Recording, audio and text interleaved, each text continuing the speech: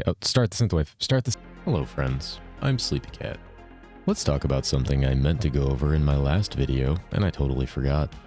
So I figured I'd give this topic its own video and go over it in more detail. So today, let's talk about your new best friend, damage steroid, and walking magic vine totem, the Mercenary. Mercenaries are a fantastic feature in Hero Siege, and if you're a veteran of the Diablo series, you're at least somewhat familiar with them, as these work more like the OG Mercenaries in Diablo 2. However, like most systems Hero Siege has been inspired by, it has massively been expanded. Mercenaries not only have their own inventory, but they also have their own skill tree and gain skill points equal to yours. So when you level up, so do they. Let's go over the types of Mercenaries, what they can do, what they're commonly used for, and give you an idea of which one you might use. Mercenaries are available beginning in Act 1, Town of Anoia. However, I will say if you're a new player, getting a mercenary early is not very optimal or possible in most scenarios. Mercenaries come at a very steep cost to hire them of 10,000 gold before any discounts. And if they die, they have their own steep resurrection cost as well. As a new player with no money, this can bankrupt you quickly, and a low-level merc has quite a bit of trouble surviving due to lack of good gear or skills to keep it alive. I personally pick up a merc somewhere around either Act 7 or sometime early in Nightmare, depending on where I feel that I could use the extra help. It's up to you and your own wallet and your own confidence in keeping them alive. Just a pro tip, if your mercenary's health is low, you can portal back to town and they'll instantly heal up. Along with this tip is a warning. If you die and you stay on the death screen without respawning, your mercenary continues to fight without you and will do so until it dies, slapping you with that resurrection fee. Ideally, you respawn quickly so the mercenary comes with you and doesn't die to random mobs left over. Or you could just not be like me and stay alive. Let me answer a few quick questions about mercenaries that have been pitched to me.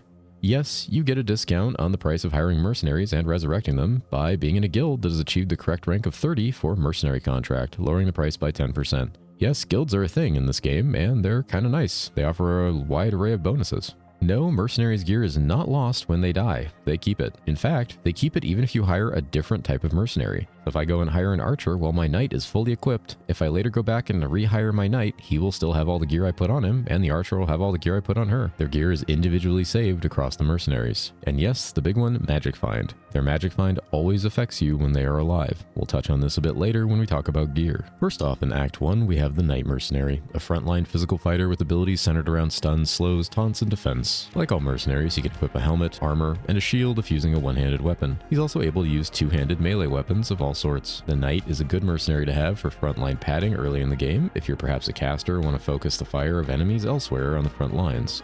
He makes a good tank to keep things off you, assuming you can gear him so that he stays alive. He will die quickly if not res-capped and without a form of sustain like lifesteal, which is built into his skill tree but is further down. One of the reasons I don't hire him early is all mercs have an extremely unsafe nature where they will just stand in mechanics and rot. However, this is a very powerful tip to keep in mind. For the purposes of these two abilities, mercenaries count as minions, so the recall minion and command minion skills work on them, allowing you to summon them to your side or command them to move to a location. You can mitigate their deaths or reposition them like this, but these are based on cast rates, so physical characters will experience a slow animation doing something like the recall skill. These are good things to keep in mind, but can be difficult to do in the heat of battle or hotkey if you're a class with far too many buttons already. Now, let's review what we can do with the Knight Mercenary. Other than just being a frontline wall in the early mid-game, let's look at his other uses that are far more common. The Knight is the most common mercenary used due to his survivability from his skills. This means he rarely dies and will survive quite a few things, making him ideal as an aura or MF bot. Welcome to Mercenaries, as they are in the later game used as walking MF items, mobile auras, or steroids for your damage. One thing I end up using a Knight Mercenary for is in the early stages of Hell and progression. This is to help my resistances.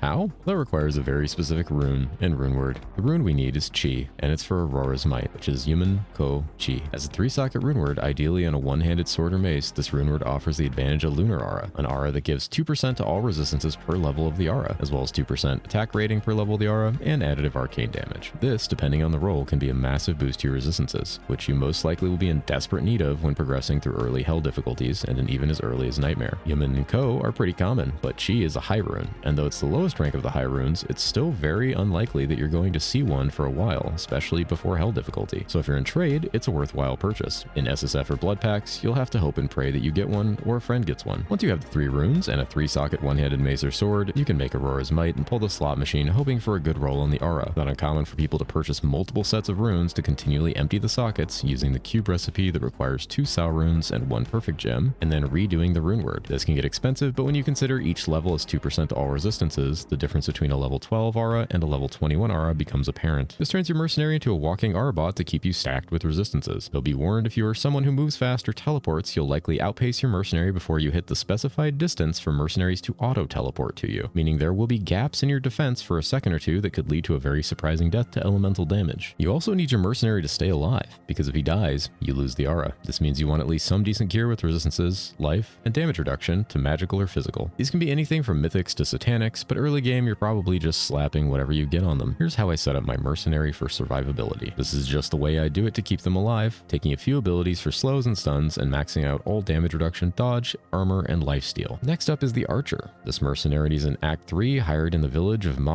and is a favorite of physical attackers that like attack speed. There are two main reasons for this. One is she's capable of equipping one-handed and two-handed ranged and throwing weapons, meaning she's an ideal candidate for the Valkyrie rune word, which can be put into 3-socket weapons of those types. Valkyrie could also be put on a Knight Merc, but it's ideal on the archer due to her own skill set. Just like Aurora's Might, Valkyrie requires a Chi rune and also is a gamble of what aura level you get. Fanaticism is an aura in Valkyrie and gives you a base of 10% attack and move speed and an additional 0.5% of those per level it goes up. Valkyrie's a nice additional boost to DPS and movement for challenging encounters. Combining this and the archer's next skill makes it ideal for a physical or striking attacker, especially in boss fights. Next up is the big one, the main reason archer is utilized. It's Burst of Agility, an 8-second long buff with a 12-second cooldown that increases your attack speed by 5% per level, meaning that at max rank you're getting 100% attack speed, and this goes up with each additional level by 5%. In this picture you see a level 35 Burst of Agility, meaning that ideally for bossing you would try to get as much plus skill gear on the archer as possible. Oh, and yes, cooldown recovery works on mercenaries, so you can lower the cooldown and increase the uptime to the point where this is near constant as a buff on your character, meaning it's almost a permanent amount of attack speed.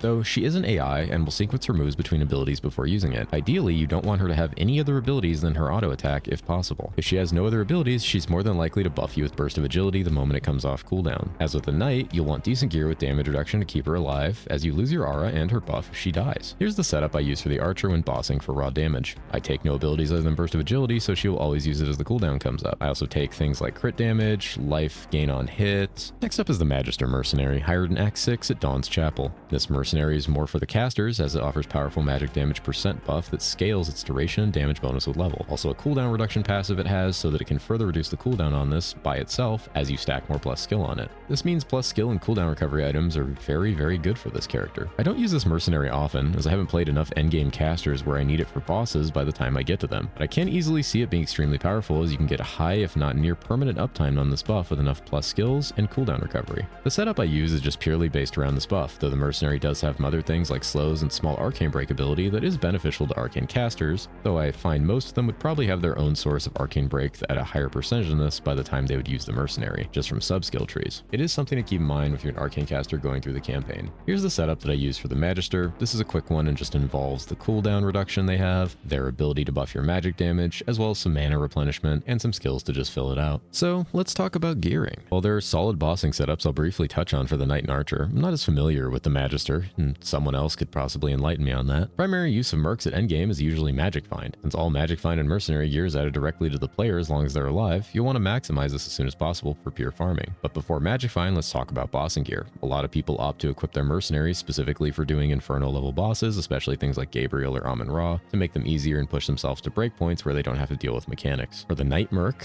I use Aurora's Might for the aura if I need to overcap my res for bosses like Luna or Amun-Ra, and an Asarius' Ironthorn Breastplate for the HP buff Shout proc. Asarius offers a chance for the mercenary to cast a Shout when struck, which is the Viking ability. It's a low chance, so you need to be close to the mercenary, but it lasts anywhere from 7 to 10 minutes, which is much longer than you need for most boss fights. It offers a very large percentage to your HP and mana as a buff, making you significantly tankier. Other than this, I'll stack him with raw defensive items with high damage reduction for helmet and shield. Either of the Harlequins work for this, as well as a 6-socket shield with high res or high HP value. Gem Encrusted is always a cheap and my personal favorite. The Archer Merc is more focused on plus skills and fanaticism. I usually give her a 2-handed bow or crossbow with as high a Valkyrie rank as possible. That's because you get higher potential ranks on a 2-hander than a 1-hander, so I end up not using a shield on her. The chest piece with damage reduction and plus skills as possible is nice. Asarius is a good slot here, but late game I would opt for a Sheep King's Hide due to it giving plus 8 to all skills and having up to 6 sockets. In the helmet, I would consider a Delirium rune word, since you can put this on any plus all skill base base with 2 Vex runes and get a huge amount of plus skills, further buffing her attack speed steroid, though you could also opt for something like Assassin's Hood to further bring down the cooldown of Burst of Agility, or try to fit in cooldown or Hell runes to do just as much. As far as the Magister, I can only suggest as high of a plus skill gear as possible, and similar with slotting in Hell runes, you just want to increase the power and duration of the magic damage buff and lower the cooldown of it as much as possible. This would be easily accomplished the same way we did with the Archer using Sheep Kings and Delirium, or at a low end, just any chest with high all skills. Now let's talk Magic Find. All mercenaries can use helmets, chests, and shields, assuming they're using a one-handed weapon. Their weapons, however, are where the difference comes in.